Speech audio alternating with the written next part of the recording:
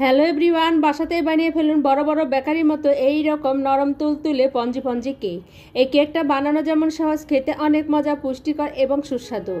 এই কেকটা বানানোর জন্য প্রথমে যা করতে হবে, একটা বাটিতে পরিমাণ মতো দুধ নিয়ে এর সঙ্গে 1 কাপ বেসন, 2-3টা ডিম, কিছুটা ড্রাই ফ্রুটস দিয়ে খুব ভালো মতো মিক্সড করে নিতে হবে।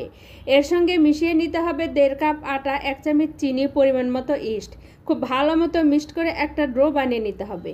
এখানে যদি পানি ব্যবহার করা লাগে তাহলে উষ্ণ গরম পানি ব্যবহার করা যেতে পারে। খুব ভালো মতো মিক্সড করে একটা নরম ডো বানিয়ে ঢেকে রেস্টে রেখে দিতে হবে 10 মিনিট। 10 মিনিট পরে ছোট ছোট বাটিতে তেল ব্রাশ করে বাটির অর্ধেকটা পর্যন্ত করে এই ডোটা দিয়ে উপর দিয়ে কিছুটা ড্রাই ফ্রুট সাজিয়ে দিয়ে চুলার ভাবে 20 থেকে 30 মিনিট এবং ওভেনে 15 থেকে 20 মিনিট ব্রেক করলেই খাওয়ার জন্য তৈরি। নামিয়ে নিয়ে গরম গরম পরিবেশন করতে হবে।